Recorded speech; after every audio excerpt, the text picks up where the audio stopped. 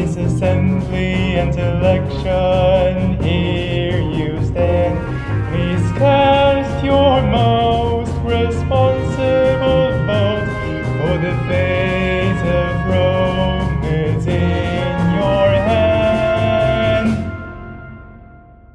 He made a great speech in a powerful high pitch, as if his lies and corruption are the region of which one more vote for him, there'll be a million more to ditch.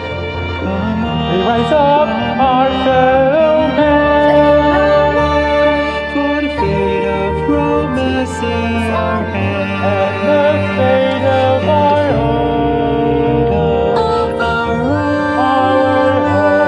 for the fate of Rome is in our hands, our Rome is in our hands, our own.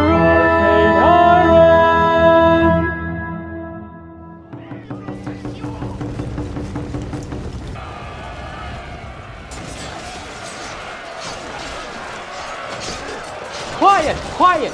The noble Pompey speaks!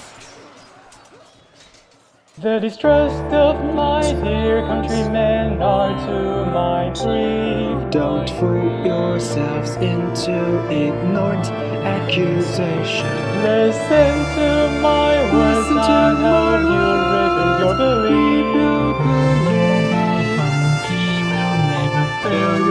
Expectation. It's your love and respect that I always see. We're only after your promises, justice and protection. With all my heart, I am the greatest man can be. we'll pay you bequeath the greatest revolution. Then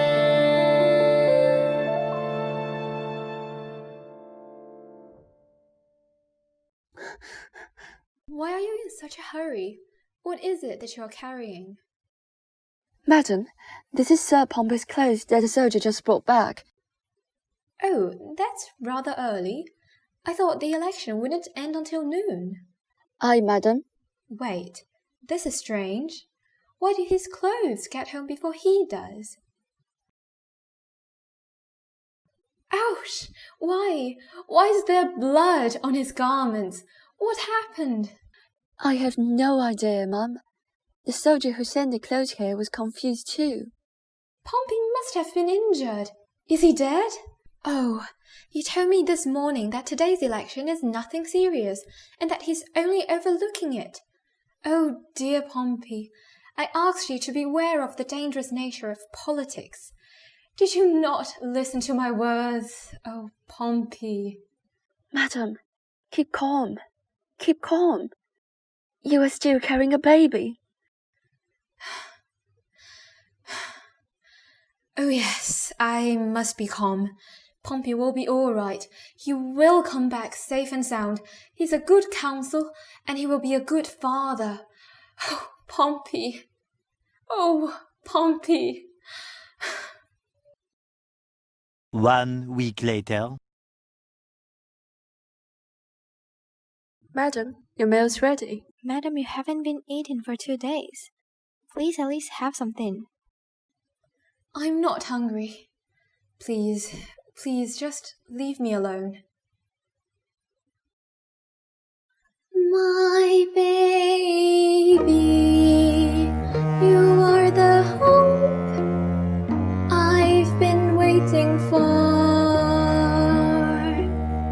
With you by my side, life does not hurt anymore. But you left me before I can witness you grow tall. How much I wish I could be with you through it all. I know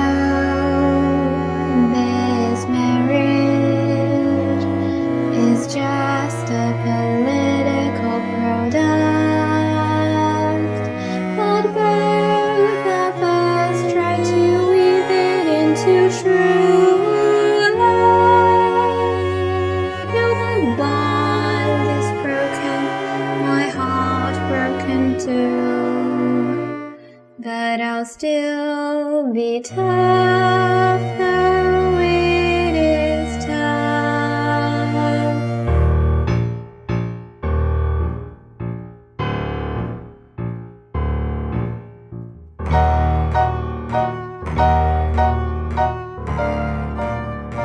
She is virtuous, intelligent, and a good wife. Fate cast sterling envy and took a cruel bite. Married an old man, and now their baby is gone.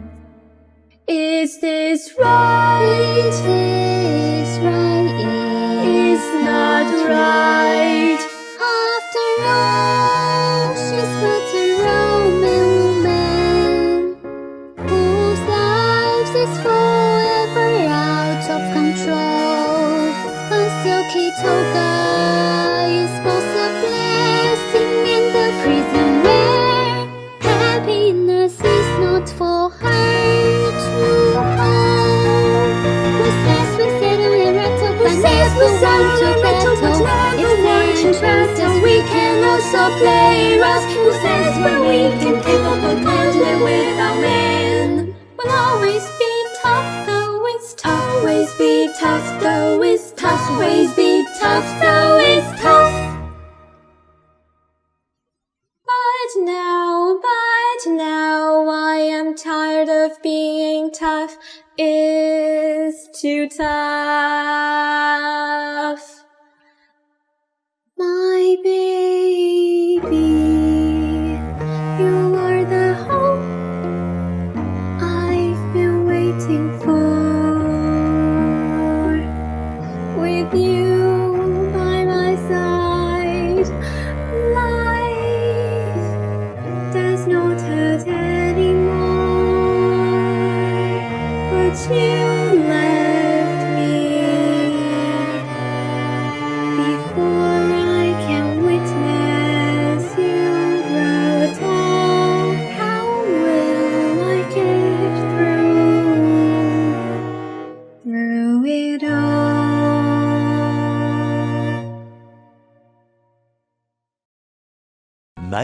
Much later. I'm so glad that the Britons now pay tribute to the Republic, Antony. Indeed, sir. It was a hard battle. Oh, Antony, I wouldn't have done all those without your help. You ought to know how grateful I am for your service. That flatters me, sir. I ought to thank Crassus for recommending you. Speak of him no more, sir.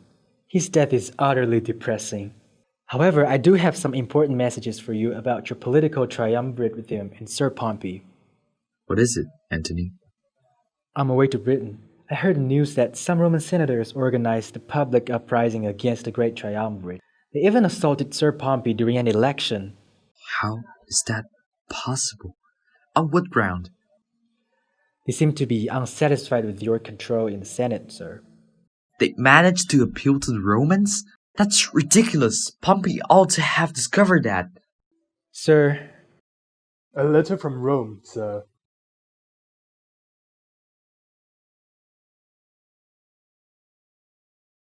whom is the letter from? Pompey.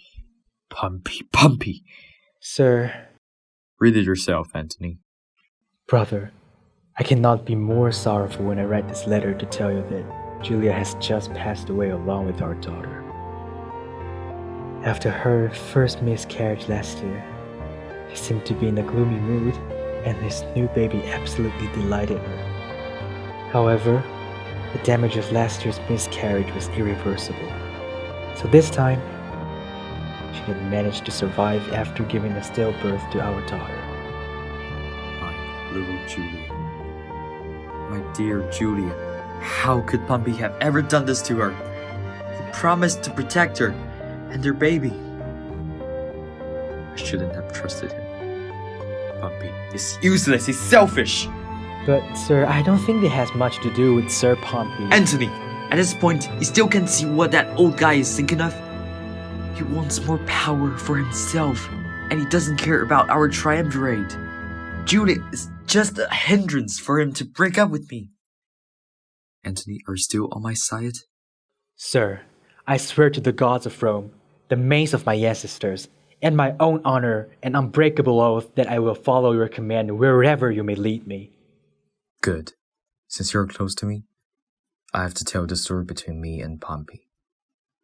He was the most powerful and respected general at that time. And I myself, who wanted to secure a better future for my family, turned to him and asked for a political alliance, which later included your patron's friend, Crassus. But Pompey had much more power than me, and even had control of most legions in Rome. His immense power is unsettling. So one night, it occurred to me that I could marry Julia to Pompey to secure our alliance. A decision that I deeply regret now. I was so selfish that I resorted to whatever means I could just to attain more power. Now I do have more power, more legions, and I have you, a talented young man by my side. I finally have the strength to stand up to him. But what's the use of all these if my dearest Julia is gone? Antony, will you fight with me and punch him in the face on the day of our greatest triumph? Then by all means, sir, I am at your service.